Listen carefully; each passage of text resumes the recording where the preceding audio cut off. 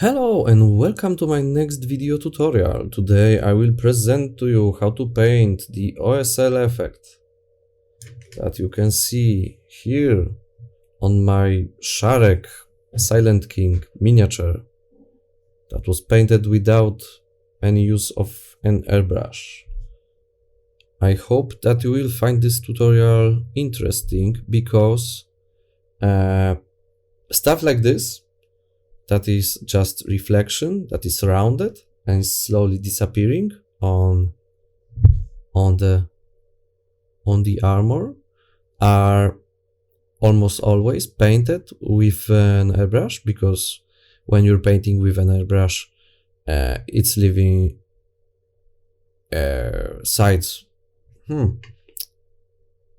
When you're painting with an airbrush, it's painting in a soft way. You don't have sharp edges. You have smooth, delicate, soft edges. So it's natural that when you want to create something like this, the first thing you think about is painting just a few dots with an airbrush and then have it over with. But there are a few things that you cannot do with an airbrush. And one of the things is that its precision is limited. We have many absolutely amazing illustrations painted with an airbrush, but these illustrations are bigger and our miniatures are pretty small, so you cannot have this level of precision and sharpness, of course combined with the smoothness and softness of painting with an airbrush. You cannot have it everywhere. Of course, there are things that you can use it for, like many things, but it's usually more useful on bigger miniatures or when you are painting well, for gaming or stuff like this. When you need to have more precise made elements, then it's actually better to work with a brush.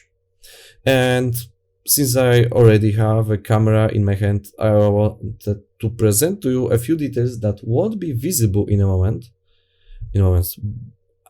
I'm saying in a moment, but what I mean is that I'm finishing this miniature, so many of them will be hidden. Like you can see, I spent plenty of time painting this part of his cloak and his leg and stuff like this.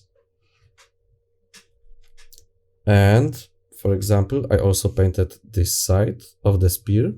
I need to show you all of this because many of these details will be gone in a moment. Yes, this side is painted, and when this side is going in here. And when it's located here, you absolutely cannot see the other side in any way. It's completely hidden by the clock. And the freehands that I just presented to you are hidden as well. So I'm asking myself, why did I painted this? This took so much time. And yeah, another detail that I would like to present to you is this OSL effect in here. I think that it's very interesting and looks really nice. And yeah, and going back to the main topic is that I will today present to you not only how to paint this smooth reflection, painted without an airbrush, but also how to use fluorescent paints for it. Oh, here's another reflection. That, as you can see on the video, it really is this bright. It is this bright when you have it in your head. It is this bright on the video, and when you illuminate with an ultraviolet light, it looks like this. Crazy. I know, I'm a bit off topic. Forgive me for that. But the video tutorial will be pretty short, so I thought that I can speak to you about things.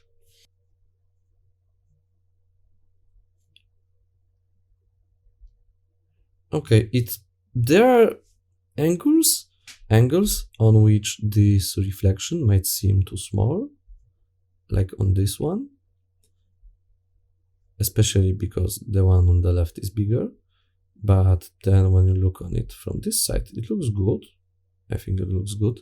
And like I said, I didn't want it to be too big because I really like this blue armor that I created here, and I feel sad when I think about painting over it with reflective paints. And like I said before, here I have a reflection that is barely, or if not completely, not visible. Too bad, because I think it looks really cool.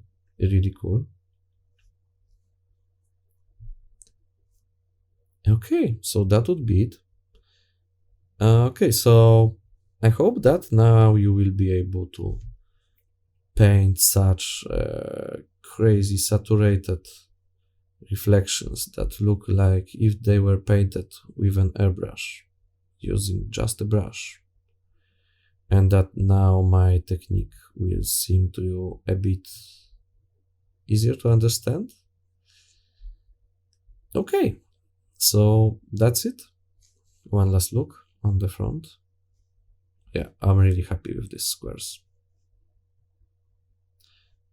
Okay, so thank you very much for support on my Patreon. I hope you enjoyed this video tutorial, and see you on the next one. Bye!